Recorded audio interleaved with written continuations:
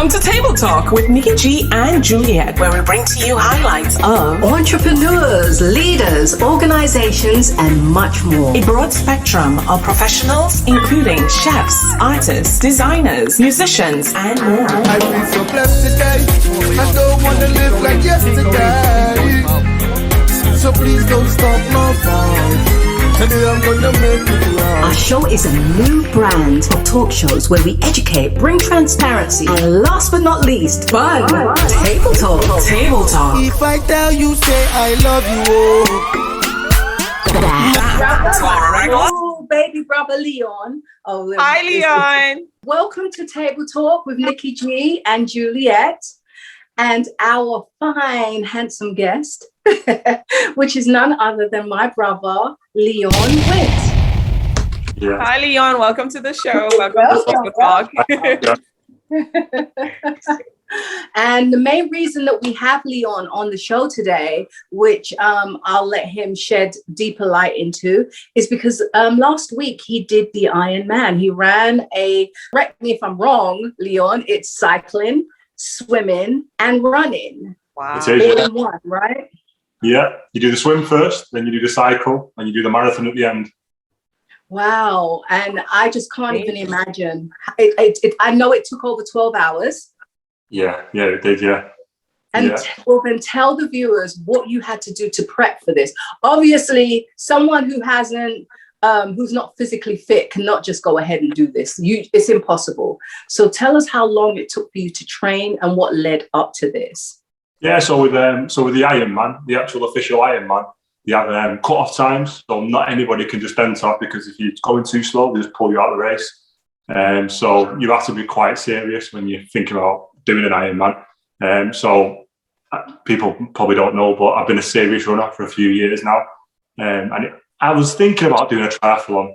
The Ironman didn't even enter my head. I just wanted to maybe try doing a triathlon. So an Olympic triathlon is a 1K swim, 40K bike ride, and a 10K run. That's a triathlon. And the Ironman is 4 times that. It's an ultra triathlon. So so I've probably been training for it for about a year now. I booked the actual event last August, and then I started training. And then after Christmas, started picking it up 6 months ago before the race, and then did the race on July 4th. Yeah. It was Wow. So it took a whole year, guys. You heard what he said. A whole year to train into doing this. And the main part that I got was, if you wasn't fast enough, they pulled you out the race because you're slowing down everybody else. Everyone else. So on the Ironman, you need to do the swim and the bike within 10.5 hours. If you don't do it in that time, they pull you out of the race. There's also smaller cutouts. So if you do the swim in over 2 hours and 20, they pull you out of the race. If you do the half of the cycle in so much time, they'll pull you out of the race if you're too slow. So yeah, you have to be on point with the times. But with the preparation, stuff like that, it was quite hard, because obviously with lockdown and stuff like that. So when lockdown first started, I was getting serious about doing triathlon. So I decided to go out and buy a bike. I don't know if any of you know, but a good road bike is really expensive. Some of them dearer than cars. So I just went out and bought a good second-hand one. Started training on that. And then when I got serious, booked the actual Ironman event itself. It was winter time, so you can't go out on your bike. So after Christmas, you can buy like a machine called a turbo trainer, and you actually get your bike, stick it on this machine, and you can train at home in your garage in the spare room. So when it was cold at winter time over here, I was getting in my garage at 5 o'clock in the morning, training for an hour in the morning. And then obviously when lockdown come, I think it was, again, we had the third wave. So all swimming pools were closed from Christmas time. So I did my last pool swim in December, and then I couldn't go anywhere near a swimming pool until start of April. So starting to worry a little bit, and I was thinking, I need to start getting swimming in. Probably everybody else who was doing the Ironman was probably thinking the same thing. So I decided to go and jump in a couple of lakes near me. And if you imagine, it was absolutely freezing. Now, wait. I have to stop you there, because I know that viewers don't know. You are in Manchester, England.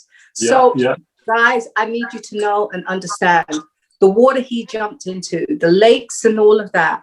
It must have been freezing. You must have been like those polar bear people who run and jump into the sea or something and come back out. But how long did you stay practicing? Like, that must have been... Well, I'll be honest with you, I can swim fine in pools, stuff like that. And then the first open water, proper cold experience was, I think it was the mid-March. So the water was freezing. I went down, and that was probably the first point of my training when I actually thought to myself, this is not for me. Now you should join the polar bears. You that's like an initiation right there. Yeah. It's cold. So the final, when you finish all this, what is the grand prize? What is, you had the determination and everything like that, but what was the key goal to doing this from the beginning, you said? I mean, a lot of people that do Ironman, they have their own personal goals, whether it's a lifetime achievement or there's pros doing it, so they're doing it, competing for money, stuff like that. Yes. But, my choice to actually do the Ironman was to help my best friend, his son, just out of the blue. He was on a holiday in Spain and suffered a freak accident, and he was severely brain damaged. So he's left not being able to talk, not being able to walk, not being able to eat. He's in a pretty bad way. So I just said to myself, I had a chat with a wife, and I was like, I think I'm going to do the Ironman. I'm going to try anyway and raise a bit of money and get whatever things he needs. So set up a charity page, Just Giving, and it's done absolutely amazing. I can't thank people enough.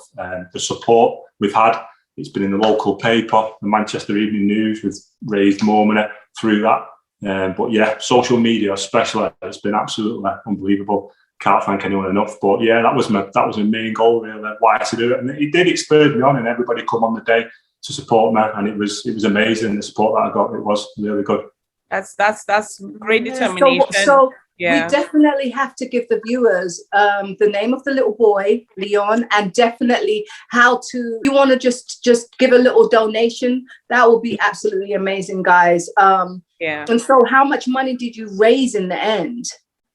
Well, the page is a Just Giving page, and his name is Hugo Orrell, ORRELL. I could even send the link. It's not a problem. Now I've raised just short of £4,000. Wow. Got to transfer that to dollars, but yeah, just short of £4,000. And I just can't thank anyone more, because in a million years I didn't even think I'd raise that. So when I first set it up, I put £1,000. I'd like to raise £1,000 to try and get him a good bed, maybe a hoist to use around the house. And I think I reached that within a week. And then I put it up to £2,000. I reached that in like 2 weeks. I knew when it actually announced it, I knew we'll get quite a lot of sponsors, but then it quieted down a little bit. Then when I was getting closer to the event, it picked up again, more people were sponsoring me. And then when I did the event, even more people were sponsoring me. Yeah, so yeah, I was chuffed to bits. And it's still open. I'm going to leave it open for a few more weeks, and we'll see where it goes from there.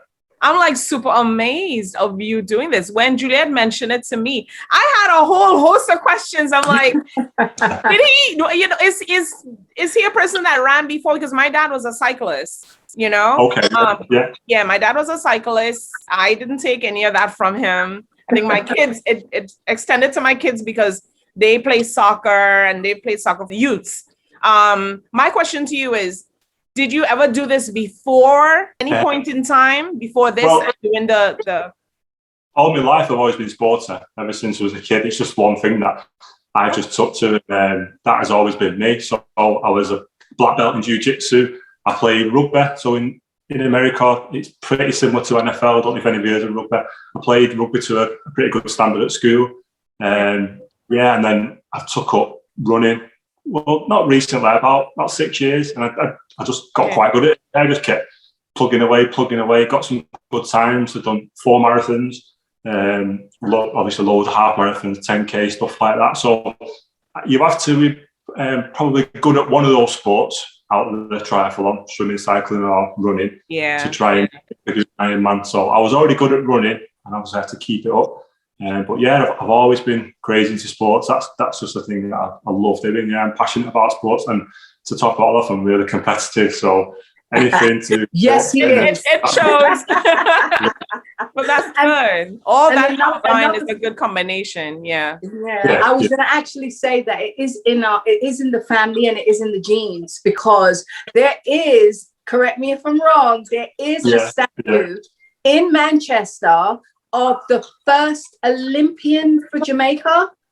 Yeah, he's got. I can't remember his name. It's Arthur Wint.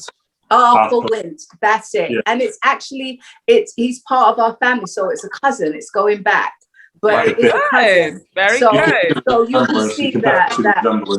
Yeah. Say that again, Leon.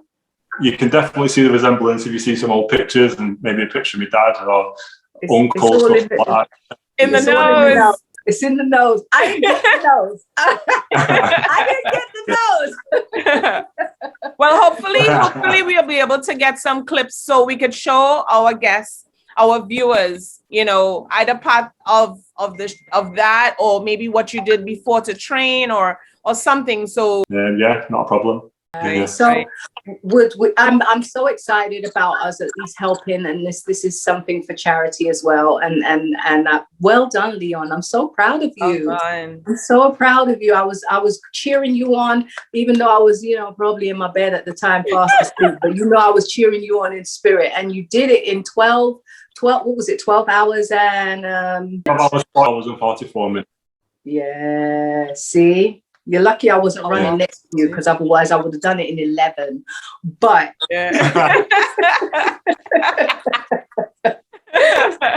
how is the little boy doing now? How is his health, and how is he coming along? He's improving. He's back home. He spent the best part of, I think it was about 7-8 months in hospital. He got out in February.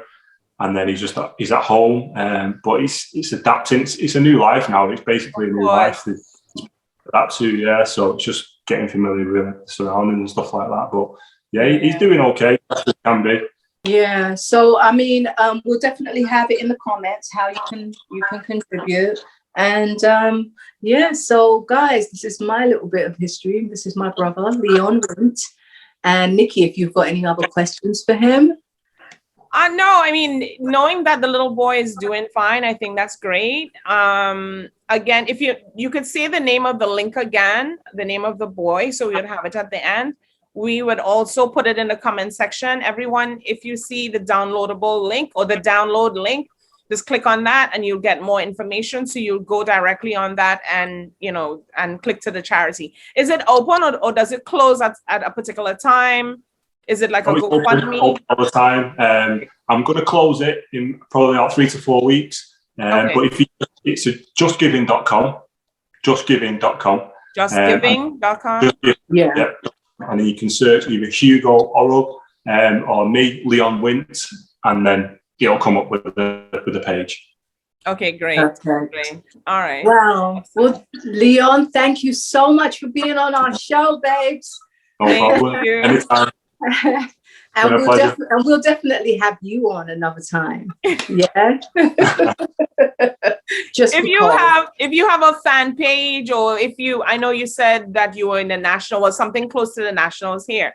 So if you have a fan page that you want to share and you have a link, you don't have to say it now. We could give it later. If anything else you'd want people to know about the family or yourself. No, there isn't anything else. Nothing else? She asked you if there was anything else that you wanted to add or let anyone know that we haven't discussed. If you have anything, you can just say it now. Don't worry, Leo. We'll delete that little bit of. Yeah. Some people will ask me like, what was the hardest bit of the Ironman? I get asked that question all the time. It's one of them things. It was.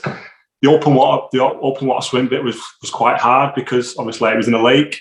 You've got 2,000 competitors all swimming at the same time, so you're getting hit in the back, in the head, in the legs. So you can imagine that some people are nervous or scared of open water anyway. On the bike, it was a tough course, really tough course. It was really hilly, and there was 2,900 meters of climb in the bike. So absolutely wiped my legs out completely for the run. And then obviously the run was a marathon at the end. But yeah, they all had their own individual toughness to each to eat discipline. But yeah, it was hard going, tough going. Were you able to like eat, or I mean, obviously you were drinking, you were keeping fluids, but you can't eat and do these things. So for the whole day, you had nothing. So yeah, go. The main thing about like an Ironman or any other endurance event is all about nutrition. How are you going to eat fuel yourself throughout the event, whether it's a long distance ultra marathon run, a long bike ride. So you have to get used to it in your training. So obviously you can't do anything on the swim. You can't eat, you can't drink. So you have to get fit enough to be able to get through the swim. I did the swim in an hour and a half. So you have to be able to get through the swim, not using too much energy up, stuff like that. So you get through the swim, go into transition. Transition is like 5 minutes. And then in your training, you have to get used to eating on the bike while you're moving. So you will have energy gels, carbohydrate drinks, energy bars, take natural stuff like bananas. You can eat all these on the bike because your heart rate's not as high, so you can digest them while you're actually going. And then I took a couple of cheese sandwiches, strapped into my bike with tape, so I never stopped. I would take them off my bike and eat them while I was going. But yeah, and then obviously on the run, you can only have so much on the run, so it's like gels, bars, high energy drinks, but you're at the point there where you just exhaustion, so you will have absolutely anything: bottle of Coke, a Red Bull, Lucasade, Gatorade, anything. Yeah, because all that has electrolytes. That is it, yeah, electrolytes. But yeah, that you've got to get used to it in training. So how to fuel, what you're going to eat, and you have to make sure you get used to nutrition that you're used to. So what you've been using in training, if you turn up on race day, and then the volunteers are giving out certain bars, certain drinks that your body's not used to, it will react badly to them because you're just not used to them. So you have to take the stuff that you've been training with and then just getting used to it. But that's probably the main key thing about doing the endurance event is nutrition, how to fuel yourself throughout it. But yeah, I think I got it. Okay. I was literally after the half marathon stage in the run, I hit rock bottom. I had nothing left in there. Whether I didn't fuel more, I could have fueled more on the bike, but I was eating like every 20 minutes on the bike. So it's a hard one, really. Shoulda, woulda, coulda. Yeah. Wow. So wait, then what was the first thing that you did when you ended the race? I mean, obviously you want to collapse on the ground, right? But you can't do that because then you'll probably never get up. But what was the first thing that you did when you finished the actual race? When you finish the actual race, I can only describe it. It's like being drunk. So obviously you zapped, you got nothing left in you. You can't even hear. You're sort of disorientated. But the volunteers on the day were unbelievable. Like the workers there, they were brilliant. So they'll take you through to this tent, the recovery tent. So they had everything in there. Everything. They had Red Bull had a stand in there. I don't know if Domino's pizza. They had Domino's in there. Basically, a lot of carbs. Get some fuel into you. Yeah, and then you go out, see your family. But yeah, it looked like a war zone. As soon as you come outside, like a war zone, there was bodies everywhere. People were just on the floor. You couldn't even speak to them. They couldn't even hear you. And he was like saying, "Are you okay? Do you want any help?" And they were just in a daze, just didn't even know what day it was. It was bad going. Yeah. And then, you were happy that it was over, I'm sure. Yeah, I mean, despite you going for a goal and you know what the goal is, but you at least happy at the end that it's over. But was there a time that you felt like, you know what, I'm not sure, even though I train, I'm not sure if I can do this, but you're still pushing yourself. Was there a time at any point in time you felt that way? Yeah, and probably I would say the half marathon stage on the run, because I said in my head, get to half marathon on the run without stopping, which I did.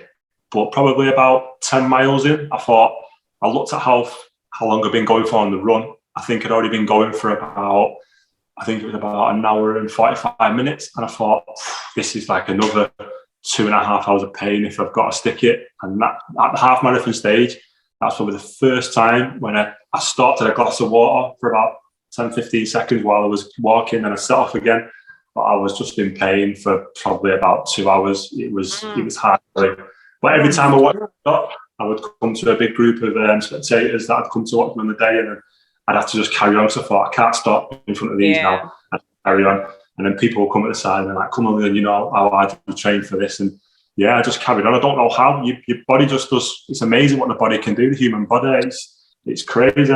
Crazy. That's true. Do you have any tricks to the trade of what you did from the past to now, like running or like breathing techniques, or anything that you could share with people who either getting into the sports or doing the sports? Because my daughter has a issue with her breathing, but that's because of the iron. So do you have any information that you could share with someone like that? Yeah, so probably my sport is running. So yeah, there's loads of little tips. If you're going to start out, obviously, try and take it easy. Not everyone can run fast. Not everyone can run for 2 hours, 3 hours. Just take it easy, and just go at a pace. You can chat. That is the best thing you can do. Just go at a pace that you can chat. And then, are you breathing through your mouth at that time, or are you breathing through your nose? With running, you're probably always breathing through your mouth. Yeah, always breathing through your mouth.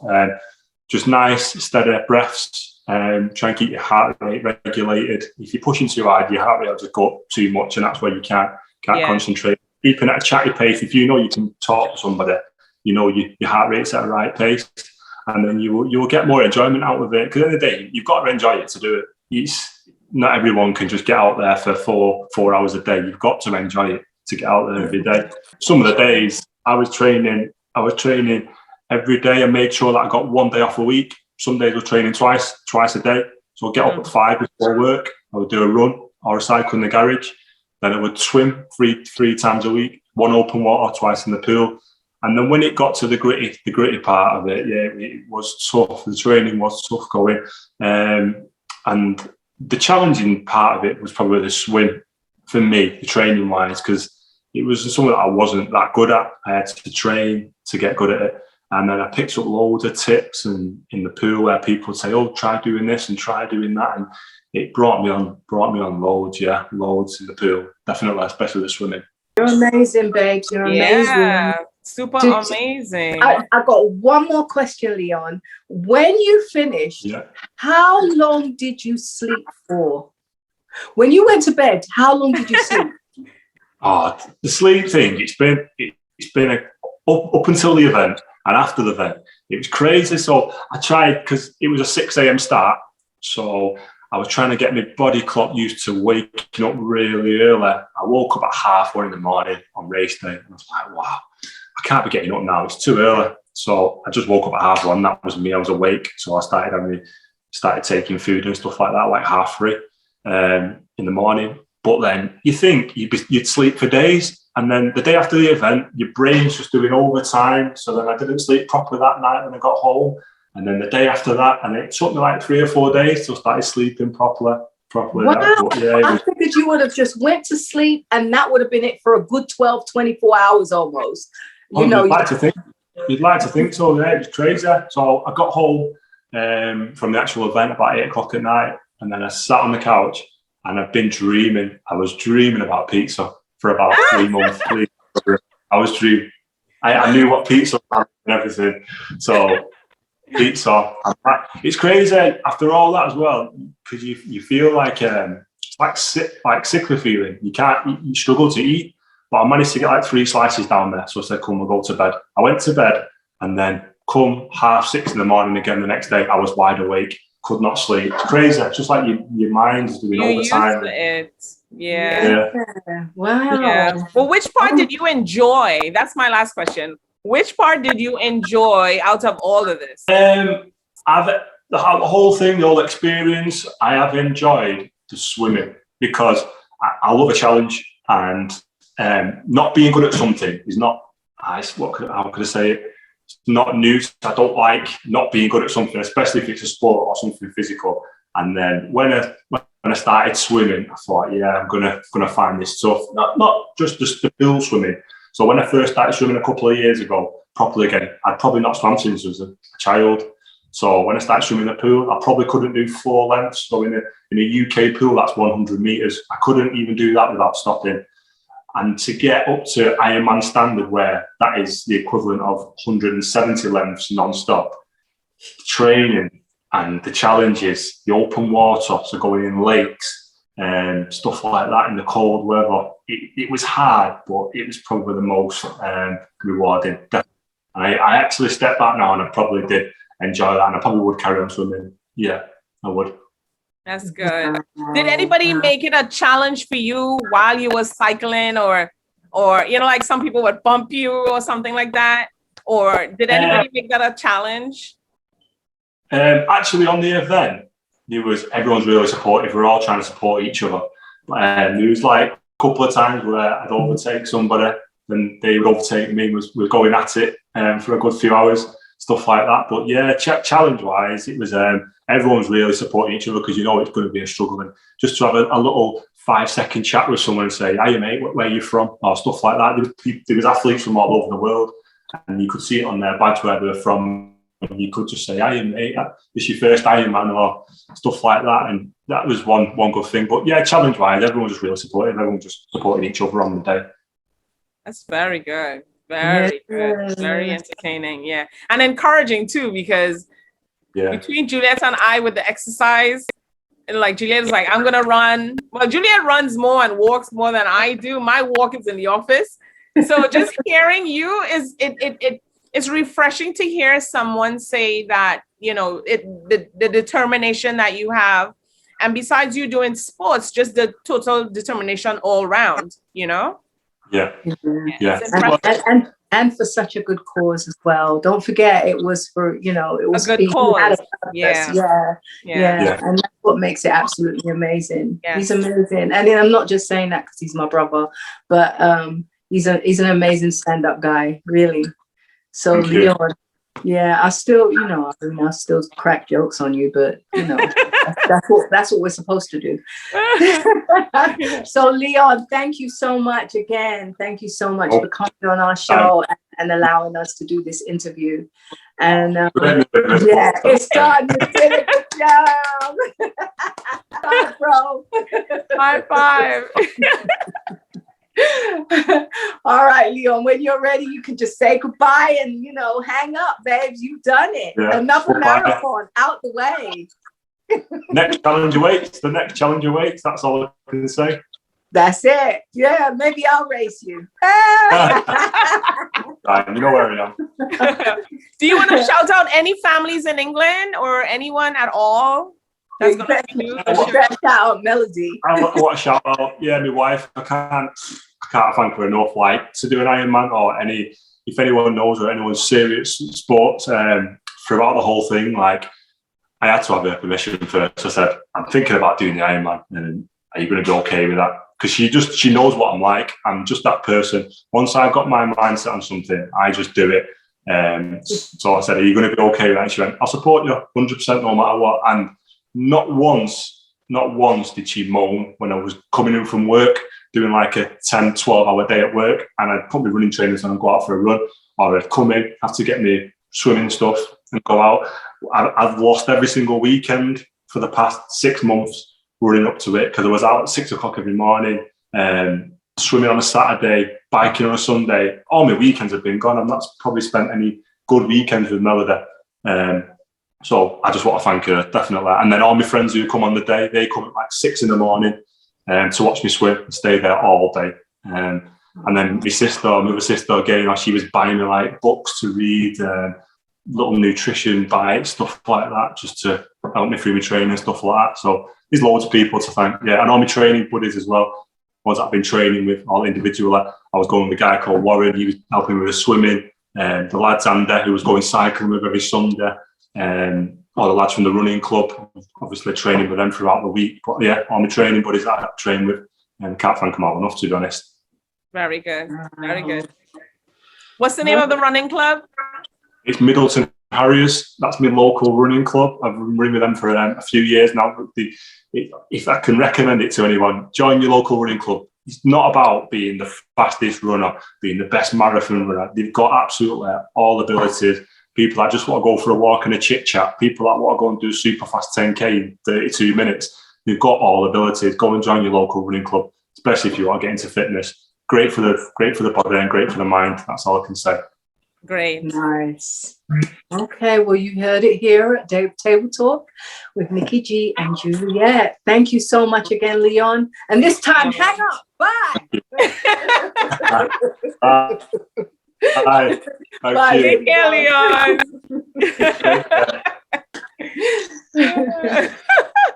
That concludes our interview with my lovely brother, Leon Wint. I love him to pieces. So yeah, that was a special one. So Nikki, we got goals now. We got to set some goals, guys. We have some, of course. When he said, do it. of course, and when he said that he had, remember I said I wanted to get a bike in the house. Mm-hmm. And I know what I like doing. Like if I have a bike in the house, I mean, if I had a pool in the house would be nice, and a pool in the backyard. Ooh. Go and What? I'd be over your house all the time. I know. Who's out in our pool? I know. That'll be my goal. But I mean, it's very impressive, you know, and guys, remember, just as I said, the link is going to be in the bio. Well, not in the bio, small link right here where you click and it extends and it shows you all the information that we have, including, you know, what the information is about the show, all our links that we have to Instagram, and the link that Leon sent us to. Yeah, so please, guys, like, share, subscribe, and just tell us what you think of my brother Leon, and you know, and all the shows that we do. We enjoy your critique, and we just want to keep it coming, and that's what we're going to do. We're just going to keep going. We're coming up with our own ideas, and we're just going to bring it to you. And if you want us to change or do something or add something, or you want to be on the show, then link us below, and we'll do just that. Yes, email us. Email us at tabletalkshow.nj at gmail.com. Email us. Send us in your pictures. Send us in your bio, whatever you have. We'll review it and we'll send a date for you. Okay? Yes. Date meaning a date in order to come on the show. We also have a show that we're going to do that we're going to premiere soon, where we're going to invite single people, and we're going to be talking about being single and dating, and invite people on and see where it goes from there. Yeah, this is a biggie. So it's something that I think that we all think about, you know, well, all, not the married guys and girls, but the singles, you know, because right now this is as much as you're seeing. And you can see in the eyes, and so how do you you know, other than obviously the physical appearance of a person, that's attractive too, but you have to like the way they look, right, their face, because that's what you're going to be looking at. Hopefully you're not looking down here, but hey. And the inside of the person, and it represents what they have to give to you. And we couldn't go out. You can't go out. So it's a perfect opportunity to actually get to know a person, and know so much more about a person before actually even going out. I think COVID did a lot. It really did a lot. Some things were detrimental and some things were absolutely positive. And we just want to bring you some single life and for you to see how someone who is dating is doing it now. Give some advice. Yeah, give us some advice. Hit us up on our Instagram page. You could inbox us any ideas that you have. If you have a story to tell, you could email us that story and we could read it out. And there's so much that is going to come out of it. We want you to get to know us, and we want to be able to know our viewers as well. Yeah. We want to help you. So if you have any topics, you could send to us and we will go through it. Okay. So guys, until next time, table talk, table talk, table talk. Thank you. Thank you, guys. See you next time. Welcome to Table Talk. Welcome to Table Talk.